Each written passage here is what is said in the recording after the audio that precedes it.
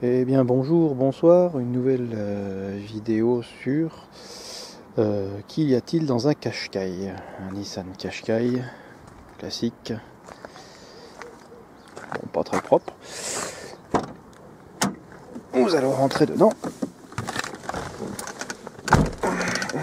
Moteur coupé et on va mettre en marche notre détecteur de haute fréquence. Notre détecteur de haute fréquence qui permet la mesure des hautes fréquences entre 2,4 GHz et 10 GHz.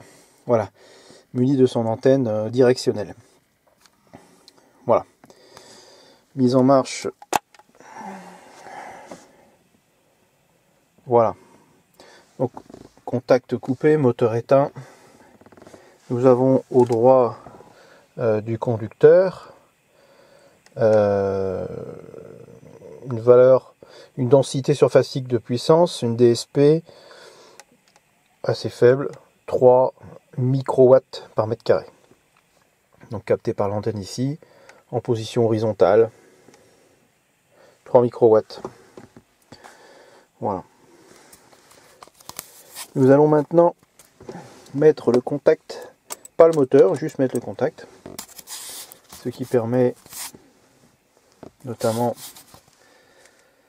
la mise en place du GPS de la radio et du GPS. Donc c'est un Qashqai équipé à du bruit dans le détecteur.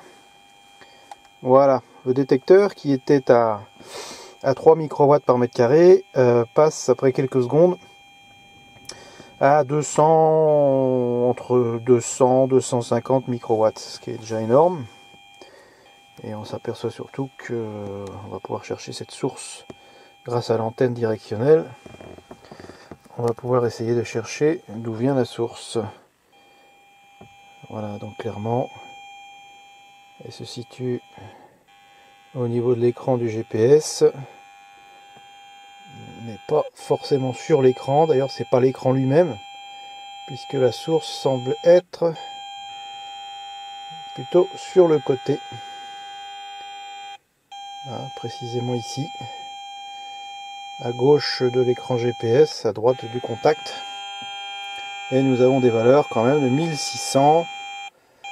En ce point-là, 1600, 1400. On va un petit peu arrêter le son. Voilà. Voilà, donc en prise en horizontale, hein, puisque en verticale, nous avons une atténuation, mais il y a quand même de la fréquence, mais surtout sur des ondes horizontales. Donc ça veut dire que le chauffeur, voilà, au niveau de la tête du chauffeur, on se situe quand même sur des valeurs à autour de 150-200 microwatts par mètre carré. Hein, si j'active la fonction pic, qui va nous prendre que les valeurs maximales retenues,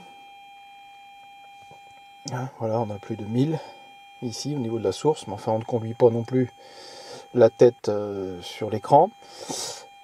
Soyons plus raisonnables. Au niveau du conducteur, on est quand même sur des valeurs qui sont proches de 1000 microwatts, c'est-à-dire 1 milliwatt par mètre carré. Voilà, donc probablement l'émetteur GPS, hein, qui génère ce champ. D'ailleurs, on peut s'apercevoir en l'écoutant que c'est un champ qui a des oscillations, qui présente des arrêts. Voilà, un arrêt. Voilà.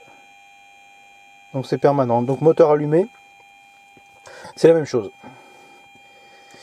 Donc dans nos voitures, dans lesquelles nous passons des heures, voire des jours, des mois entiers, même si on cumule les temps de parcours, enfin personnellement, on s'aperçoit en fait qu'on est soumis à des hautes fréquences dans ce type de voiture munie d'un GPS notamment, bien pratique. Mais toutefois on s'aperçoit qu'en fait on est soumis à des champs d'ondes électromagnétiques de haute fréquence, d'au moins 2,5 GHz en permanence.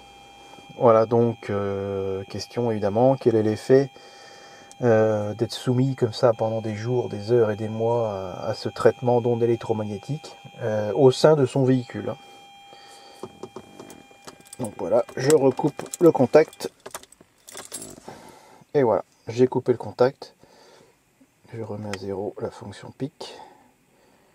Voilà, pour m'apercevoir qu'une fois que j'ai coupé le contact, on revient à des valeurs normales entre guillemets.